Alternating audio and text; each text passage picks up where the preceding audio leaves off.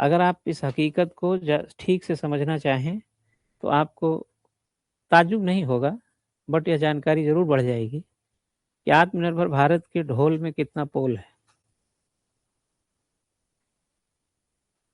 Iran, Israel और America का मिला-जुला जो संघर्ष चल रहा है, इस संघर्ष से आपको अखबार भी अगर आप पढ़ रहे हैं, थोड़ी-मोड़ी जानकारी को अगर आप समेट रहे हैं, जैसा कि उम्मीद करता हूँ कि ऐसा ज़रूर आप कर रहे होंगे, तो उसी से आपको पता चल जाएगा कि आत्मनिर्भर भारत के ढोल में कितना बड़ा पोल है।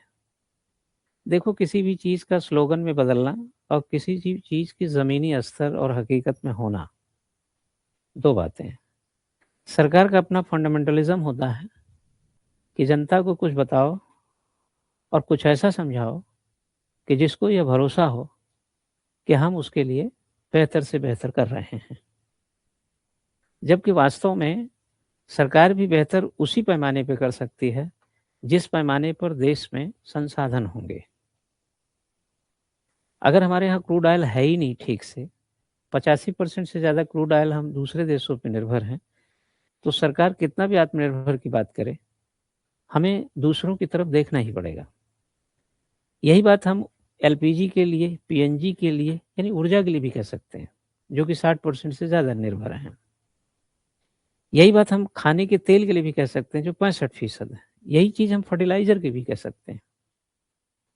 तो कई चीज़ों के मामले में जहाँ पर सीधा-सीधा इम्पैक्ट दिखाई देता है।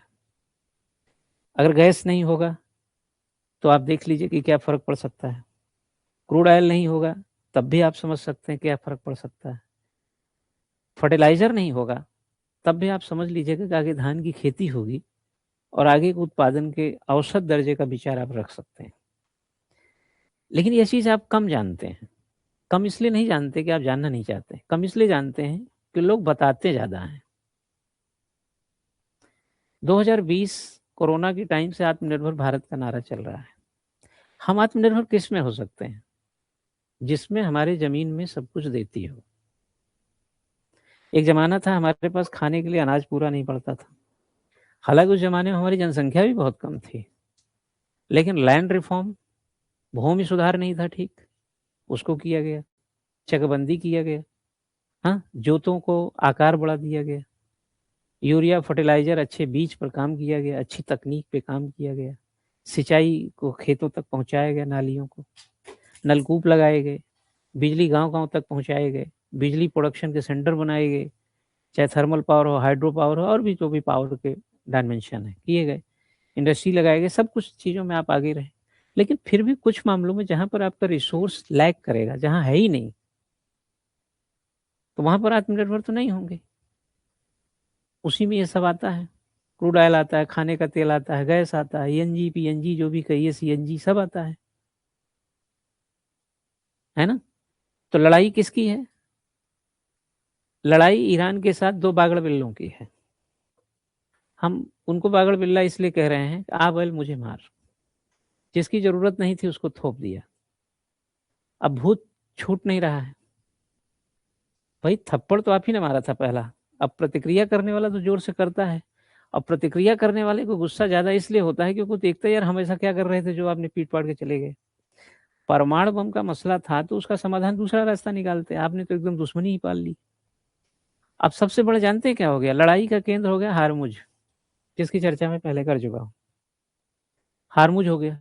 अब हारमुज पे अभी देखेंगे जाके वहाँ उसको उसकी पार्लियामेंट ने वहाँ पर टैक्स टोल टैक्स लगा दिया, पैसा वसूलेंगे। एक आइडिया आ गया और कमाया भी जा सकता है ना? उस चौक पे गाड़ी तभी पार होगी, जहाज़ तभी निकलेंगे जब हम कुछ देंगे भाई। अब आप ज़रा कल्पना करके देखिए कि खाड़ी देशों से मिडिल ईस्ट में खास तौर से देखिए जो देश तेल पैदा करते थे, आज उनका तेल निकल गया। वेनेजुएला का प्रॉब्लम क्या था? वेनेजुएला का प्रॉब्लम ये था कि उसका 1 लीटर भी तेल नहीं बिकता था। दुनिया में 18% क्रूड ऑयल रखने वाला वेनेजुएला, जो कि दुनिया में सबसे ज़्यादा क्रूड ऑयल है, उसके बाद ये सऊदी अरब ही आता है। और दुनिया के गरीब देशों में शुमार रहा है क्योंकि उसका 1 लीटर तेल नहीं बिका। और इसी तेल के संघर्ष में उसका राष्ट्रपति उठा के लेके चला गया है ट्रंप, पत्नी सहित। क्यूबा पे किसी का ध्यान नहीं जा रहा है। क्यूबा रात के अंधेरे में डूबा हुआ है, नहीं मालूम है क्या? अटलांटिक महासागर का एक छोटा सा द्वीप, जो अमेरिका से महज 2 घंटे की दूरी पे भी नहीं है, लेकिन संघर्ष इतने लंबे समय से चला आ रहा। जो तेल थोड़ा मोड़ा पाता था वेनेजुएला से लाता था, वो तेल भी बंद हो गया। तेल के बगैर सब अंधेरा। क्यूबा अंधेरे में डूबा हुआ है, और किसकी वजह से? ट्रंप की वजह से। हार्मुज दुनिया की समस्या पैदा कर दिया, किसकी वजह से? ईरान की वजह से नहीं है, ट्रंप की वजह से। चलो माना कि आपने प्रहार किया था, तो इतने कच्चे खिलाड़ी कैसे निकले कि 1 महीना से ज्यादा ईरान लड़ रहा है? इसका मतलब तुम्हारी प्लानिंग सही नहीं थी। दुनिया को इतने बड़े प्रॉब्लम में डाल दिया, दुनिया को 2-3 फाकों में बांट दिया। जिस देश से कोई मतलब नहीं, वहां पर एनर्जी की प्रॉब्लम, वहां पे क्रूड ऑयल की प्रॉब्लम, वहां खाने की तेल की प्रॉब्लम, वहां फर्टिलाइजर की प्रॉब्लम, ये क्रिएट कर दिया। तो इस चौकड़ी में देखेंगे, इस उसमें सब कुछ जिस तरीके से चल रहा है, अभी भी इसका सिर पैर नहीं मिल रहा है। ईरान कहां तक लड़ेगा, इसका तो आइडिया यही आता है कि लड़ता ही रहेगा। अमेरिका पतली गली खोज रहा है, पा नहीं रहा है। फ्रांस को देख लो, इंग्लैंड को देख लो, अभी नाटो को उसने क्या कहा? नाटो को धमका दिया। नाटो किसका क्रिएशन है? उन्हीं का, नहीं, अमेरिका का। द्वितीय विश्व युद्ध के टाइम में, बाद में कोई भी देश उसका साथ देने के लिए तैयार नहीं है। ट्रंप ने युद्ध शुरू किया, ट्रंप ही जाने। फ्रांस इतना पागल नहीं है, इंग्लैंड इतना अरे भाई वो जमाना निकल गया। 1945 नहीं है, सेकंड वर्ल्ड वॉर के बाद सबको सबक मिला।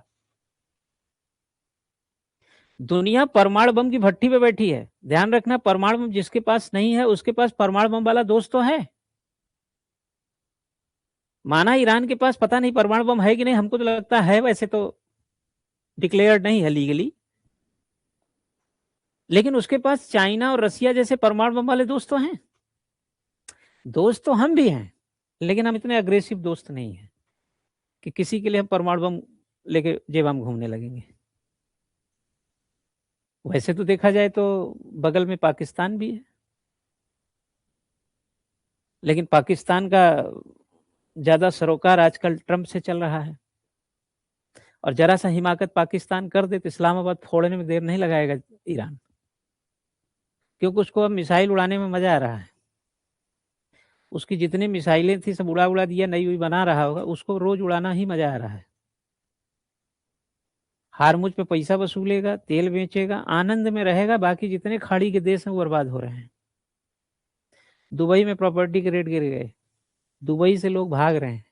सबसे सुरक्षित माना जा रहा था, दुनिया का सबसे आकर्षण वाला शहर था, महज 1 महीने में उसका इतिहास बदल गया।